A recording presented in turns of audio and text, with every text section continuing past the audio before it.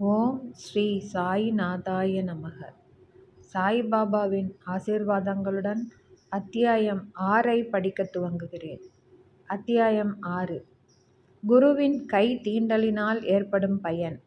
ஸ்ரீ ராமநவமி திருவிழா, அதன் ஆரம்பம், மாறுதல்கள் முதலியன. மசூதி பழுது பார்த்தல். ராமநவமி திருவிழாவையும் மசூதி பழுது பார்த்தலையும் பற்றி விவரிப்பதற்கு முன்னால் சத்குருவை பற்றி முன்னோடி குறிப்புகள் சிலவற்றை ஆசிரியர் கீழ்க்கண்டவாறு கூறுகிறார். குருவின் கை தீண்டலினால் ஏற்படும் விளைவு, பயன். எங்கே உண்மை அல்லது சத்குரு வழிகாட்டியாக இருக்கிறாரோ அங்கே இவ்வுலகப் பெருங்கடலுக்கு அப்பால் நம்மை பத்திரமாகவும் எளிதாகவும் அவர் நிச்சயம் அழைத்து செல்வார். சத்குரு என்னும் சொல்லானது நமது மனதிற்கு சாய்பாபாவை கொணர்கிறது. எனக்கு முன்னால் அவர் நின்று கொண்டிருப்பது போன்றும், உதி என்னும் திருநீற்றை எனது நெற்றியில் இடுவதைப் போன்றும், அவரது ஆசிகள் நல்கும் கரத்தை என் தலை மீது வைப்பதைப் போன்றும் தோன்றுகிறது. எனது இதயம் மகிழ்ச்சியால் நிரம்புகிறது. அன்பு எனது கண்களில் இருந்து பொங்கி வழிகின்றது. குருவின் கரம் தீண்டலின் சக்தியானது வியக்கத்தக்கதாகும். உலகை அழிக்கும் நெருப்பால் அழிக்கப்படாத எண்ணங்களும் ஆசைகளும் உடைய இந்த நுட்பமான உடம்பு குரு சாதாரணமாக கரம் தீண்டுவதாலேயே அழிக்கப்படுகிறது. முந்தைய பல பிறவிகளில் உண்டான பல பாவங்களும் சுத்தமாக அடித்து செல்லப்படுகின்றன. மதங்கள் கடவுளை பற்றிய பேச்சுகளை கேட்டவுடனேயே சஞ்சலப்படுவர்களின் பேச்சு கூட அமைதி அடைகிறது. சாய்பாபாவின் சுந்தர ரூபத்தை பார்த்தாலே மகிழ்ச்சியால் நமது தொண்டை அடைக்கிறது. கண்ணீர் வெள்ளம் பெருக்கெடுக்கிறது. உணர்ச்சிகள் உள்ளத்தை வெல்கின்றன. நானே பிரம்மம் என்னும் உணர்வை அது எழுப்பி விடுகிறது. தன்னை அறிதலின் ஆனந்தத்தை ஸ்தாபிக்கிறது. நான் நீ என்னும் வேறுபாட்டை கரைத்து அவ்வப்போதே நம்மை உச்சத்துடன் ஒரே உண்மையுடன் ஒன்றாக்குகிறது. புனித நூல்களை யான் பயிலத் தொடங்குந்தோறும் ஒவ்வொரு அடியிலும் எனது சத்குருவால் ஞாபகமூட்டப்படுகிறேன். சாய்பாபாவே ராமனும் கிருஷ்ணனுமாகி என்னை அவரின் கதைகளை கேட்கச் செய்கின்றார். உதாரணமாக, நான் பாகவதம் கேட்கத் தொடங்கும் முன்பாக தலையிலிருந்து கால் வரை சாய்பாபா கிருஷ்ணராகி விடுவார். அவரே பாகவதத்தையோ உத்தவ கீதையையோ கிருஷ்ண பரமாத்மா தன் சீடர் உத்தவருக்கு அளித்த உபதேசங்கள், மக்களின் நன்மைக்காக பாடுகிறார் என்றும் நினைக்கிறேன். நான் உரையாடத் துவங்கும்போது உடனே சாய்பாபாவின் கதைகள் உரிய விளக்கங்கள் தருவதற்கு ஏதுவாக என் நினைவிற்கு வருகின்றன. எதையாவது நான் எழுதத் தொடங்கும்போது சில வார்த்தைகளையோ சில வாக்கியங்களையோ என்னால் எழுத முடியாது. ஆனால் அவராகவே என்னை எழுதச் செய்யும்போது நான் எழுதுகிறேன், எழுதிக்கொண்டே இருக்கிறேன். அதற்கோர் முடிவில்லை. சீடனின் அகங்காரம் தலையெடுக்கும்போது அவர் தமது கரங்களால் அதை கீழே அழுத்தி தமது சக்தியை கொடுத்து அவனது குறிக்கோளை எய்தும்படி செய்கிறார். இவ்வாறாக திருப்திப்படுத்தி ஆசீர்வதிக்கிறார். சாயியின் முன்னால் எவன் சாஷ்டாங்க சரணம் செய்து தனது இதயத்தையும் உயிரையும் அவரிடம் சமர்ப்பிக்கிறானோ அவன் வாழ்க்கையின் 4 முக்கிய குறிக்கோள்களாகிய அறம், தர்மம், பொருள், செல்வம், இன்பம், ஆசை, வீடு, முக்தி இவைகளை எளிதில் அடைகிறான். கர்மம், ஞானம், யோகம், பக்தி என்ற 4 வழிகள் நம்மை தனித்தனியே கடவுளிடம் இட்டுச் செல்கின்றன. இவைகளில் பக்தி வழி முட்கள், பள்ளங்கள், படுகுழிகள் நிறைந்ததாயும் எனவே கடப்பதற்கு மிகவும் கடினமாயும் இருக்கிறது. ஆனால் நீங்கள் சாயியே சார்ந்து குழிகளையும் முட்களையும் விலக்கி நேராக நடப்பீர்களானால் அது உங்களை குறிக்கோளிடத்தில், கடவுளிடத்தில் அழைத்துச் செல்கிறது. இவ்வாறாக சாய்பாபா நிச்சயம் கூறுகிறார். அந்தர்யாமியாய் இருக்கிற பிரம்மத்தை பற்றியும் இவ்வுலகத்தை படைத்த அவரின் சக்தியை பற்றியும், மாயை அவ்வாறு உண்டாக்கப்பட்ட உலகத்தை பற்றியும் தத்துவம் பேசி இவை 3ம் முடிவில் ஒன்றே என்றும் எடுத்துரைத்த பின்னர் பக்தர்களின் நலனுக்காக உத்திரவாதம் அளிக்கும் கீழ்க்கண்ட சாய்பாபாவின் மொழிகளை ஆசிரியர் கூறுகிறார். உணவு, உடை இவற்றை பொறுத்தமட்டில் வறுமையோ இல்லாமையோ எனது அடியவர்களின் வீட்டில் இருக்காது. தங்கள் மனதை எப்போதும் என் மீது ஸ்திரப்படுத்தியவர்களாய் என்னையே முழு இதயத்துடன் வழிபாடு செய்யும் அடியவர்களின் நலன்களை எப்போதும் கவனிப்பதே எனது சிறப்பியல்பு.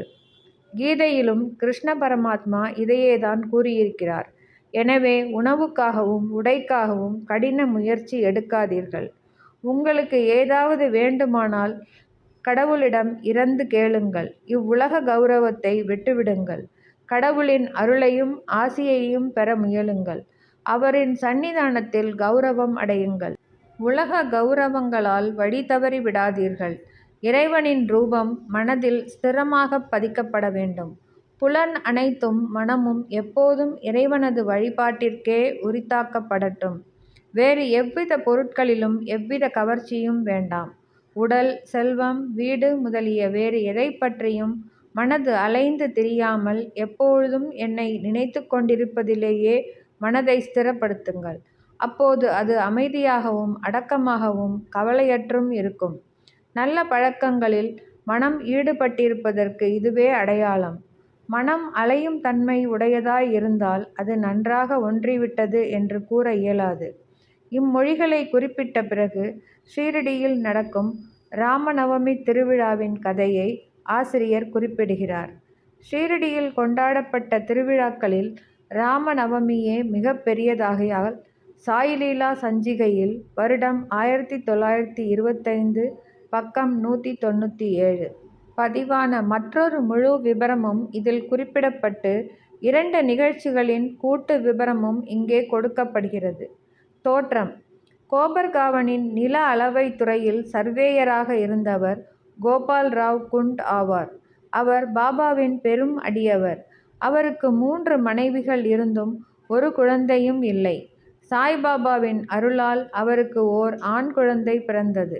அந்த மகிழ்ச்சியினால் 1897 அவருக்கு ஒரு திருவிழா அல்லது உருஸ், முஸ்லிம் ஞானியரின் நினைவு தினம் கொண்டாடும் எண்ணம் உதித்தது. தாத்யா பாட்டீல், தாதா கோதே பாட்டீல், மாதவ்ராவ் தேஷ்பாண்டே போன்ற மற்ற ஷீரடி அடியவர்களிடம் கோபால்ராவ் தனது எண்ணத்தை வெளியிட்டார். அவர்கள் எல்லோரும் இந்த யோசனைக்கு உடன்பட்டு சாய்பாபாவின் அனுமதியையும் ஆசியையும் பெற்றனர். இவ்விழாவை கொண்டாடுவதற்கு கலெக்டரின் அனுமதி பெறுவதற்கு விண்ணப்பம் செய்யப்பட்டது. ஆனால் கிராம குல்கர்னி அதிகாரி திருவிழா நடத்துவதற்கு எதிரிடையாக தகவல் கொடுத்ததால் அனுமதி மறுக்கப்பட்டது. ஆனால் சாய்பாபா அதை ஆசீர்வதித்திருப்பதால் அவர்கள் மறுபடியும் முயன்று முடிவாக வெற்றி பெற்றனர். சாய்பாபாவிடம் கலந்தாலோசித்த பிறகு உருஸ் தினம் ராமநவமி அன்று இருக்கலாம் என்று தீர்மானிக்கப்பட்டது. பாபா தமது நோக்கத்தில் ஏதோ ஒரு முடிவு வைத்திருந்ததாக தோன்றுகிறது. அதாவது ராமநவமி, உருஸ் என்ற 2 திருவிழாக்கள் அல்லது பண்டிகைகளை ஒன்றாக இணைப்பதென்பது ஹிந்து, முஸ்லிம் ஆகிய 2 சமூகத்தினரையும் ஒற்றுமைப்படுத்துவதற்காக ஆகும். இக்குறிக்கோளை அடைந்ததை பிற்கால நிகழ்ச்சிகள் காட்டுகின்றன. திருவிழாவுக்கு அனுமதி கிடைத்தது. ஆனால் மற்ற கஷ்டங்கள் முளைத்தன. ஷீரடி ஒரு கிராமம். அங்கு தண்ணீர் பஞ்சம் இருந்தது. ஷீரடியில் 2 கிணறுகள் இருந்தன. உபயோகப்படுத்திய ஒரு கிணற்றில் நீர் வற்றிவிட்டது. மற்றொன்று உப்பு தண்ணீர். இந்த உப்பு தண்ணீரானது சாய்பாபா மலர்களை வீசியதன் மூலம் இனிமை பொருந்தியதாக மாற்றப்பட்டது. இக்கிணற்று தண்ணீர் போதாமையால் நெடுந்தூரத்திலிருந்து தோல் சாக்குகளில் கிணற்றிலிருந்து தண்ணீர் கொண்டு வருவதற்கு தாத்யா பாட்டீல் ஏற்பாடு செய்ய வேண்டியதாயிற்று.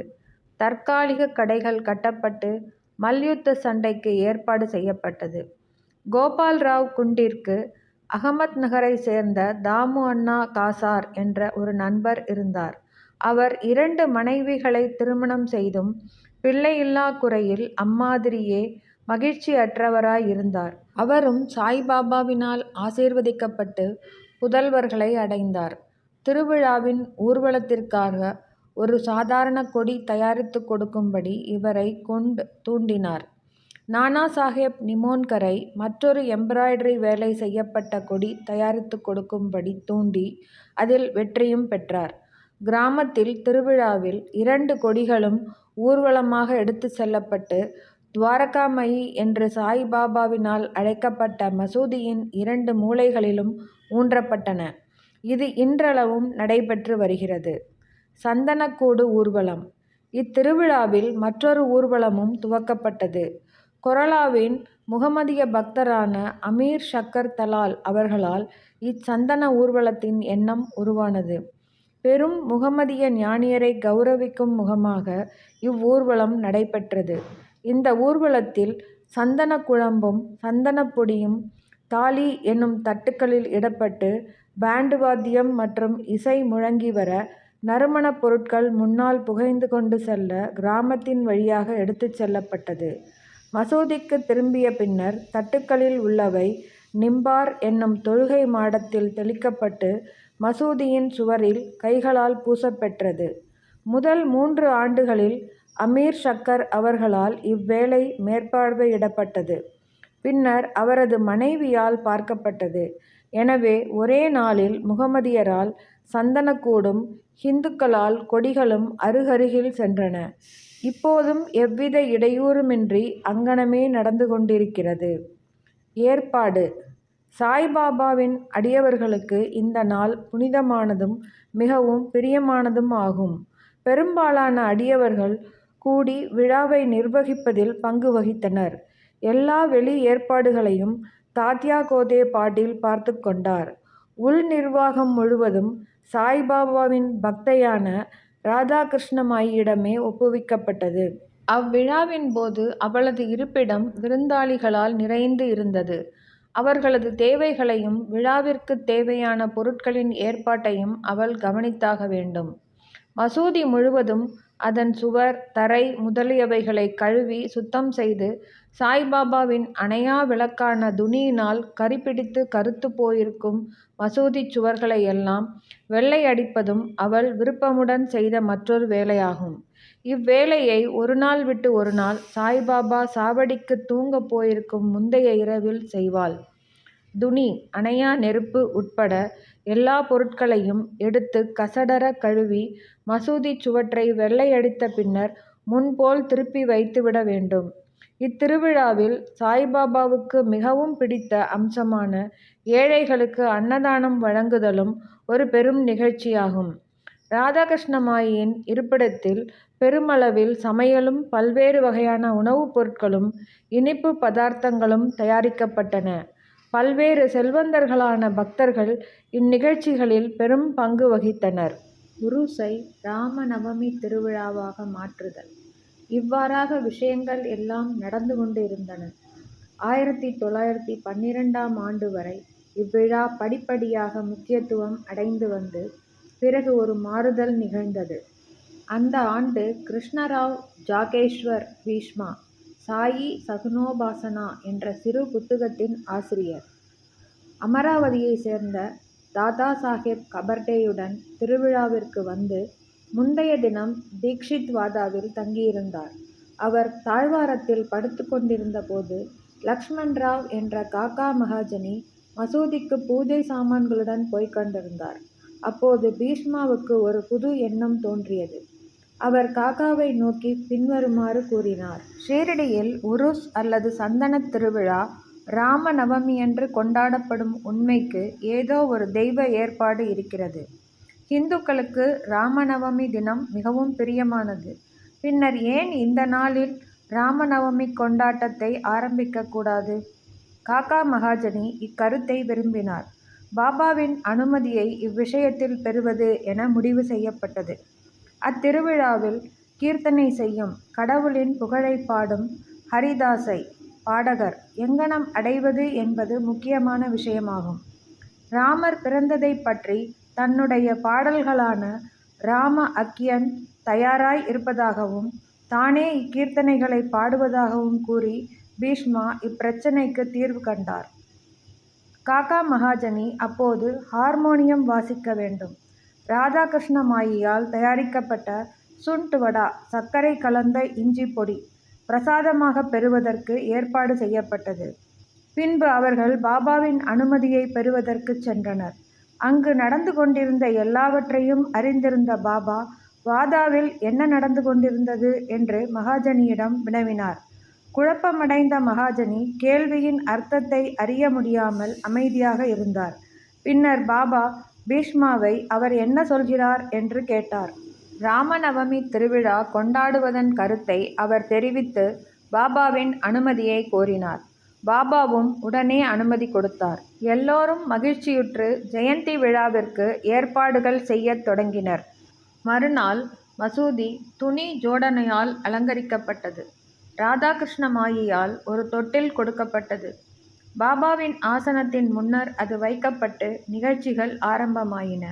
பீஷ்மா கீர்த்தனைக்காக முன்னால் எழுந்து நின்றார். மகாஜனி ஹார்மோனியம் வாசித்தார். மகாஜனியை கூப்பிடும்படி சாய்பாபா ஒரு ஆளை அனுப்பினார். பாபா நிகழ்ச்சிகளை தொடர்ந்து நடத்துவதற்கு அனுமதிப்பாரா என ஐயம் கொண்டு அவர் மகாஜனி போகத் தயங்கிக் கொண்டிருந்தார். ஆனால் அவர் போன பின்பு பாபா அவரை என்ன நடந்து கொண்டிருக்கிறது என்றும் தொட்டில் ஏன் அங்கு வைக்கப்பட்டிருக்கிறது என்றும் கேட்டார். அவர் மகாஜனி ராமநவமி திருவிழா துவங்கப்பட்டிருக்கிறது என்றும் தொட்டில் அதற்காக வைக்கப்பட்டிருக்கிறது என்றும் கூறினார். அப்போது பாபா நிம்பாரிலிருந்து ஒரு மாலையை எடுத்து அதை அவர் கழுத்திலிட்டு பீஷ்மாவுக்கு மற்றொரு மாலையை அனுப்பினார். கீர்த்தனை துவங்கியது. அது முடிவடைந்ததும் ஸ்ரீராமருக்கு ஜெயம் என்ற கோஷம் வானை பிளந்தது. குலால் என்ற சிகப்பு பொடி வாத்திய கோஷத்திடையே சுற்றிலும் தூவப்பட்டது. எல்லோரும் பெருமகிழ்ச்சியுற்றிருக்கையில் ஒரு கர்ஜனை கேட்டது. கண்டபடி தூவப்பட்ட சிகப்பு பொடியானது பாபாவின் கண்களுக்குள் சென்றுவிட்டது. பாபா கோபாவேசமடைந்து பெருங்குரலில் திட்டவும் கடிந்து கொள்ளவும் ஆரம்பித்தார். இக்காட்சியால் மக்கள் பீதியடைந்து ஓட ஆரம்பித்தார்கள். பாபாவை நன்கு அறிந்த அவருடைய நெருங்கிய பக்தர்கள் பாபாவின் கடிந்துரைகளையும் திட்டல்களையும் வேஷமிடப்பட்ட ஆசீர்வாதங்கள் என்று எடுத்துக்கொண்டனர். ராமர் அவதரித்ததும் ராவணனையும் அகங்காரம், கெட்ட எண்ணங்கள் முதலிய அவனுடைய அரக்கர்களையும் கொல்வதற்காக பாபா கடுமையான கோபாவேசம் அடைந்ததும் முறையே என அவர்கள் நினைத்தனர். மேலும் ஷிரடியில் ஏதாவது ஒரு புதிய வேலை ஆரம்பிக்கப்படுமானால் பாபா கடுமையாக கோபம் கொள்வது வழக்கம். எனவே அவர்கள் அமைதியாய் இருந்தார்கள். பாபா தமது தொட்டிலை உடைத்து விடுவார் என்று ராதாகிருஷ்ணமாயி பயந்து போய் மகாஜனியிடம் தொட்டிலை எடுத்து வந்துவிடும்படி கூறினார். அவர் சென்று தொட்டிலை தளர்த்தி கழற்றப்போன சமயம் பாபா அவரிடம் சென்று தொட்டிலை அகற்ற வேண்டாம் என்று கூறிவிட்டார். பின்னர் சற்று நேரத்தில் பாபா சாந்தமடைந்தார். பின்பு மகா பூஜை, ஆரத்தி உள்ளிட்ட அந்நாளைய நிகழ்ச்சிகள் எல்லாம் நிறைவேறின. பிறகு மகாஜனி பாபாவிடம் தொட்டிலை அப்புறப்படுத்த அனுமதி கேட்டார். இன்னும் விழா முடியவில்லை என கூறி பாபா மறுத்துவிட்டார். அடுத்த நாள் கீர்த்தனையும் கோபால் காலா விழாவும் நடைபெற்றன. கீர்த்தனைக்கு பிறகு தயிரும் பொரி அரிசியும் கலந்த ஓர் மண்பானை உடைப்பதற்காக தொங்கவிடப்பட்டிருக்கும். கிருஷ்ண பரமாத்மா தன் நண்பர்களான கோபாலர்களுக்கு செய்ததையொப்ப அதனுள் இருப்பவை எல்லோருக்கும் பகிர்ந்து அளிக்கப்படும். அதன் பின்னரே பாபா தொட்டிலை அப்புறப்படுத்த அனுமதித்தார். இவ்வாறாக ராமநவமி திருவிழா நடைபெற்று கொண்டிருக்கையில் பகலில் 2 கொடி ஊர்வலமும் இரவில் சந்தனக்கூடு ஊர்வலமும் வழக்கமான கோலாகலத்துடனும் அனைவரின் ஆரவாரத்துடனும் நல்ல முறையில் நடைபெற்றன. இத்தருணத்திலிருந்து பாபாவின் உருஸ் விழாவானது ராமநவமி திருவிழாவாக மாற்றப்பட்டது. அடுத்த ஆண்டிலிருந்து 1913 ராமநவமியின் நிகழ்ச்சிகள் அதிகரிக்க ஆரம்பித்தன. ராதாகிருஷ்ணமாயி சித்திரை 1 தேதியிலிருந்து நாம சப்தாகம் செய்ய இறைவனது புகழை தொடர்ந்து 7 நாட்களுக்கு பாடிக்கொண்டிருப்பது ஆரம்பித்தாள். எல்லோரும் முறை வைத்து பங்கெடுத்து கொண்டனர். அவளும் சில நாட்கள் அதிகாலையில் கலந்து கொண்டாள். நாட்டின் எல்லா பகுதிகளிலும் ராமநவமி கொண்டாடப்படுவதால் ஹரிதாஸை பாடகர் பெரும் கஷ்டமானது மீண்டும் உணரப்பட்டது. ஆனால் விழாவிற்கு 5 அல்லது 6 நாட்களுக்கு முன் நவீன துக்காராம் என்று அறியப்பட்ட பாலாபுவா மாலியை தற்செயலாக மகாஜனி சந்தித்தார். அவரை அவ்வாண்டு கீர்த்தனை புரியச் செய்தார். அடுத்த ஆண்டு 1914 சாதாரா ஜில்லா பிர்ஹாட் சித்த கவடே நகரைச் சேர்ந்த பாலபுவா சாதார்கர் என்பவர் தமது நகரில் பிளேக் பரவியிருந்த காரணத்தால் அங்கு ஹரிதாஸாக பாடகர் இயங்க முடியவில்லை. எனவே ஷீரடிக்கு வந்து காக்கா சாஹேப் மூலம் பெற்ற அனுமதியுடன் கீர்த்தனை செய்தார். அவரது முயற்சிக்கு போதுமான அளவு சன்மானம் கொடுக்கப்பட்டது. முடிவாக ஒவ்வொரு ஆண்டும் புதிய ஹரிதாஸ் ஒருவர் கிடைக்கப்பெறும் சிரமத்தை 1914 தாஸ்கனு மகாராஜை இப்பணியில் சாய்பாபா நிரந்தரமாக நியமித்ததன் மூலம் தீர்த்தார். அந்நாளிலிருந்து தற்போது வரைக்கும் அவ்வேலையை தாஸ்கனு வெற்றிகரமாயும் சிறப்பான முறையிலும் நிறைவேற்றி வருகிறார். 1912 ஒவ்வொரு ஆண்டும் திருவிழா படிப்படியாக வளரத் தொடங்கியது. சித்திரை 8ஆம் தேதியிலிருந்து 12ஆம் தேதி வரை ஷீரடி தேன்கூட்டை போல் மக்கள் திரளாக காட்சியளித்தது. கடைகள் அதிகரிக்கத் தொடங்கின. மல்யுத்த போட்டிகளில் புகழ்பெற்ற மல்யுத்த வீரர்கள் பங்கு எடுத்துக் கொண்டனர். முன்னைவிட பெரிய அளவில் ஏழைகளுக்கு உணவு அளிக்கப்பட்டது. ராதாகிருஷ்ணமாயின் பேருழைப்பு ஷீரடியை ஒரு சமஸ்தானமாக்கியது. அதற்கு தேவையான பொருட்கள் சேர்க்கப்பட்டன. ஓர் அழகான குதிரை, பல்லக்கு, ரதம், வெள்ளிப் பொருட்கள், பாத்திரங்கள், பானைகள், வாளிகள், படங்கள், முகம் பார்க்கும் கண்ணாடிகள் முதலியவை அன்பளிப்பாக சமர்ப்பிக்கப்பட்டன. இங்ஙனம் தமக்காக உள்ள பொருட்கள் எல்லாம் ஏராளமாக அதிகரித்த போதிலும் சாய்பாபா அவைகளை எல்லாம் மதிக்காது தமது எளிமையை முன்போலவே பாதுகாத்து வந்தார். 2 ஊர்வலங்களிலும் ஹிந்துக்களும் முகமதியர்களும் ஒன்றாக வேலை செய்து வந்தும் அவர்களிடையே இதுவரை எவ்வித சச்சரவோ இடையூறோ இருந்ததே இல்லை. ஆரம்பத்தில் 5000 முதல் 7000 மக்கள் வரை கூடுவது வழக்கமாக இருந்தது. ஆனால் அவ்வெண்ணிக்கை சில ஆண்டுகளில் 75,000ஆக அதிகரித்தது. எனினும் குறிப்பிட்டுச் சொல்லத்தக்க விதத்தில் எவ்வித தொத்து வியாதியோ கலகமோ கடந்த பல ஆண்டுகளாக ஏற்பட்டதே இல்லை. மசூதி பழுதுபார்த்தல். கோபால்ராவ் குண்டிற்கு மற்றொரு முக்கிய எண்ணமும் உதித்தது.